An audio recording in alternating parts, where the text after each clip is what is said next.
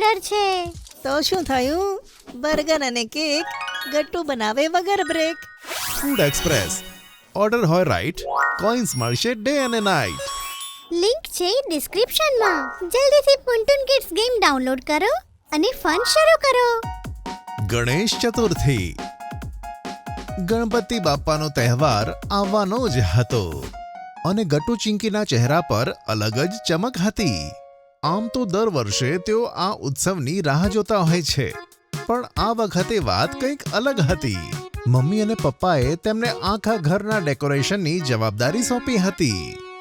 આ વખતે અમે ઈચ્છીએ છીએ કે ગટ્ટુ અને ચિંકી જ ડિસાઈડ કરે કે ગણપતિ બાપાનું સ્વાગત કેવી રીતે કરીશું. જોઈએ તમે બંને કઈ ક્રિએટિવિટીથી આ વખતનો ગણપતિ ઉત્સવ યાદગાર બનાવી શકો છો. વાવ, થેન્ક યુ મમ્મી પપ્પા. અમે આ વખતે બધું જ એકદમ અલગ અને એકદમ સ્પેશિયલ કરીશું. હા ચિંકી, બહુ મજા આવશે. મમ્મી પપ્પાના નિર્ણય પછી તરત જ બંને જણાએ પોતાનું મિશન ગણપતિ બાપા શરૂ કર્યું. પ્લાનિંગ, સ્કેચિંગ, લિસ્ટ મેકિંગ, એકદમ પ્રોફેશનલ સ્ટાઇલમાં. સૌથી પહેલા ચિંકીએ કલરફુલ આર્ટ બુક નીકાળી, જેમાં તે અલગ અલગ ડેકોરેશન આઈડિયાઝ ડ્રો કરતી હતી. ગટ્ટુએ લેપટોપ ચાલુ કર્યું અને બંને જણા ઇન્ટરનેટ પર ગણપતિ ડેકોરેશનની થીમ શોધવા લાગ્યા. જો તો ગટ્ટુ, આ ફ્લોરલ રંગોળી કેટલી સુંદર લાગે છે. જો આપણને પેટલ્સથી આ બનાવવું હશે તો આપણને યલો, ઓરેન્જ અને વ્હાઇટ કલરના ફ્લાવર્સ જોઈશે. અને આ બેકડ્રોપ વાળો આઈડિયા પણ સરસ છે. ઇકો ફ્રેન્ડલી પેપરથી શ્રી ગણેશાય નમઃ લખીને બેકગ્રાઉન્ડમાં ચોંટાડીએ. 1 કલાક સુધી બ્રેઇન સ્ટોર્મિંગ ચાલતી રહી. દરેક થીમ, દરેક આઇટમને ડિસ્કસ કરી તેઓ એક માસ્ટર ચેકલિસ્ટ બનાવતા ગયા. Flowers, fairy lights, rangoli, powders, તોરણ, eco paper, glue, glitter, tapes અને બીજું ઘણું બધું. બસ, તો હવે કાલે સ્કૂલ પછી ડાયરેક્ટ માર્કેટ જઈશું અને આ લિસ્ટ પ્રમાણે બધું જ ખરીદી લાવીશું. અને કાલે મમ્મી જોડેથી પૈસા લઈ લઈશું. Team Gattu Chinki in action. બીજા દિવસે સ્કૂલેથી છૂટ્યા પછી ગટ્ટુ ચિંકીએ પોતાની બેગ્સ મૂક્યા વગર માર્કેટ બાજુ ચાલતા નીકળ્યા. હાથમાં ચેકલિસ્ટ હતું અને આંખોમાં ડેકોરેશનની ડ્રીમ. પહેલા ફ્લાવર્સ લઈ લઈએ. ચિંકી, પેલા રોઝિસ કેટલા સુંદર લાગે છે. હા ભાઈ, આ ઓરેન્જ અને યલો ફ્લાવર્સ 1 કિલો જોઈએ. ગણેશ ચતુર્થી માટે જોઈએ છે. ડિસ્કાઉન્ટ મળશે ને? અરે, બાળકો માટે તો સ્પેશિયલ રેટ લાગશે. ક્યારેક પ્રાઇઝની રકઝક, ક્યારેક આઇટમ પસંદ કરવી, ક્યારેક સ્ટોલ્સની વચ્ચે ભટકવું. બધું એટલું મજેદાર હતું કે તેમને સમયની ખબર જ ના પડી. ચિંકી એક સ્ટોલ પર ગ્લિટર અને ફેન્સી પેપર જોઈ રોકાઈ.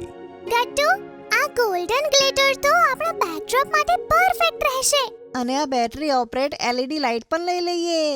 સેફ પણ છે અને ચમક પણ બેસ્ટ છે. જ્યારે બધી શોપિંગ પતી ગઈ, ગટ્ટુ અને ચિંકીના હાથમાં 4 થેલીઓ અને ચહેરા પર પૂરું સેટિસ્ફેક્શન હતું. જ્યારે બંને પાછા આવ્યા ત્યારે બિલ્ડિંગની નીચે મોન્ટી તેમને મળ્યો. હાય, તમે લોકો ગણપતિની તૈયારી કરો છો? હા, અમે દર વર્ષે સેલિબ્રેટ કરીએ છીએ. આજે રાત્રે ડેકોરેશનમાં તારી ઈચ્છા હોય તો તું અમને જોઈન કરી શકે છે. વાવ, પાક્કું આવીશ. Okay, bye. રાત્રે મળીએ. આમ કહી ગટ્ટુ ચિંકી જતા રહે છે અને મોન્ટીના દિમાગમાં કંઈક તોફાન કરવાનો પ્લાન ચાલતો હતો. રાત્રે ગટ્ટુ અને ચિંકીએ મળીને મોન્ટી અને તેના ફ્રેન્ડ સાથે ડેકોરેશન શરૂ કર્યું. લાઇટ્સ લટકાવવી, ફૂલોના તોરણ લગાવવા, પ્લેટફોર્મ સજાવવું, બધું એક ટીમ વર્કની જેમ ચાલતું હતું. પહેલા LED સ્ટ્રીપ પેલા ખૂણાથી શરૂ કરું. અને હું આ ફૂલોની માળા વોલપેપર ઉપર ચોંટાડું છું. મોન્ટી થોડો નોટી નીકળ્યો. તેણે વિચાર્યું થોડોક મજાક પણ થઈ જાય, પણ મોન્ટીનો પ્લાન તેના પર જ ભારે પડ્યો. જેવો તેણે દોરો ખેંચ્યો, આખી માળા તેની ઉપર પડી ગઈ અને તેની સાથે પેટલ્સ પણ. અરે, હું તો આખો ફૂલવાળો થઈ ગયો. અરે મોન્ટી, આ પૂજાનું ડેકોરેશન છે, એપ્રિલ ફૂલનું નહીં. સોરી ગાઈસ, હું તો મજાક કરતો હતો, આગળથી ફૂલ સિરિયસ. બીજા દિવસે સવારે બધું રેડી હતું. ચિંકી અને પિંકી રંગોળી પૂરતા હતા અને ગટ્ટુ મોન્ટી મૂર્તિ લેવા ગયા હતા. ચિંકી, જો આપણે વ્હાઇટ પેટલ્સને વચ્ચે રાખીએ તો તે લોટસ જેવું લાગશે. વાહ, તું તો રંગોલી આર્ટિસ્ટ બની ગઈ છે. ત્યાં જ દરવાજામાં ઢોલ નગારા વાગે છે. ચિંકી અને બધા બાળકો ભાગીને ગેટ પાસે જાય છે અને જોયું તો ગટ્ટુ અને પપ્પા ગણપતિની મૂર્તિ સાથે આવી રહ્યા છે. અરે વાહ ગટ્ટુ, બાપાની મૂર્તિ તો બહુ જ સુંદર છે. મમ્મી પણ ગટ્ટુની મૂર્તિ સિલેક્શનથી ખૂબ જ ખુશ લાગતા હતા. બધા બાળકો અને પડોશી બાપાના સ્વાગતમાં હાથ જોડી ઊભા હતા અને સાથે જોર જોરથી બોલવા લાગ્યા, ગણપતિ બાપ્પા મોરિયા, ગણપતિ બાપ્પા મોરિયા. આખી કોલોની તેમના અવાજથી ગૂંજી ઉઠી. રંગ પ્રકાશ અને ભક્તિનો અલગ જ માહોલ બની ગયો. મૂર્તિ સ્થાપિત કર્યા પછી આરતી શરૂ થઈ. ઘરમાં ઘંટડી, મંજીરા અને ધૂપની સુગંધ ફેલાઈ ગઈ. જય ગણેશ, જય ગણેશ, જય ગણેશ દેવા, માતા જાકી પાર્વતી, પિતા મહાદેવા. બાળકો, આરતી પછી બધાને પ્રસાદ મળશે. અને હા, મોદક રેડી છે. મમ્મીએ બધાને ગરમા ગરમ મોદક સર્વ કર્યા અને બધા બાળકોએ એક સાથે વાઉ બોલ્યા. આંટી, હું તો આટલા ટેસ્ટી મોદક પહેલી વાર ખાઈ રહ્યો છું. આને કહે છે ગણપતિ સ્પેશિયલ ડિલાઇટ. દરેક મોદક સાથે મીઠાશ વધતી ગઈ અને પૂજાનો આનંદ પણ. રાત પડતા બધા મહેમાનો ગયા, પણ ગટ્ટુ, ચિંકી અને બધા બાળકોનો જોશ તો હજુ પણ હતો જ. પણ મોન્ટીની નજર તો ટેસ્ટી મોદક પર હતી અને તે ચોરી ચોરી ગણપતિ બાપા પાસે રાખેલા મોદકને ખાવા લાગ્યો. અરે મિત્રો, આ જો ગણપતિ બાપાના ઉંદર મામા છુપાઈને મોદક ખાય છે.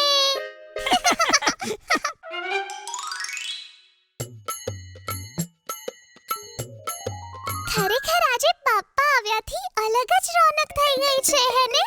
બાપા સાથે આ બોન્ડિંગ દર વર્ષે વધી રહી છે.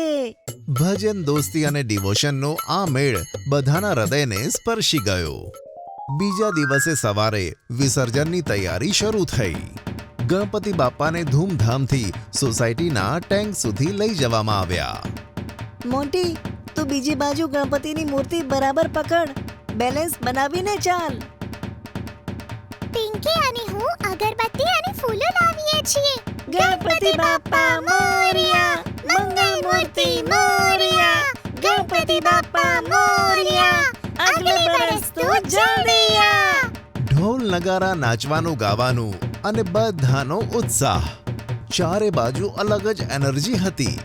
કોલોનીના બધા લોકો આવીને પ્રિસિશનમાં સામેલ થયા. આ તો મારી લાઈફનો બેસ્ટ મેમરી બની ગયું છે. વિસર્જન વખતે ગટ્ટુ અને ચિંકીએ બાપાને ભક્તિભાવથી જોયા અને ગણપતિ બાપ્પા મોર્યાના જયકારા સાથે ગણપતિ બાપાની મૂર્તિને વિસર્જિત કરી. ગટ્ટુ, ચિંકીએ જે રીતે તહેવારની તૈયારી શરૂ કરી હતી તેનાથી મમ્મી અને પપ્પા ખૂબ જ ખુશ હતા. શાબાશ બાળકો, તમે લોકોએ આ વખતે ગણપતિ ઉત્સવ ખૂબ જ સરસ રીતે મનાવ્યો. અને મોન્ટીએ પણ બધાનું દિલ જીતી લીધું. આ સાંભળી ગટ્ટુ, ચિંકી અને મોન્ટીના ચહેરા ખીલી ઉઠ્યા. પણ મોન્ટીની મસ્તી ઓછી નથી થઈ. હા હા, એ તો છે. ગણપતિ બાપ્પા મોરિયા. જો તમને અમારી વાર્તા ગમી હોય તો પુન ટુન કિડ્સને લાઈક, શેર અને સબસ્ક્રાઇબ કરજો.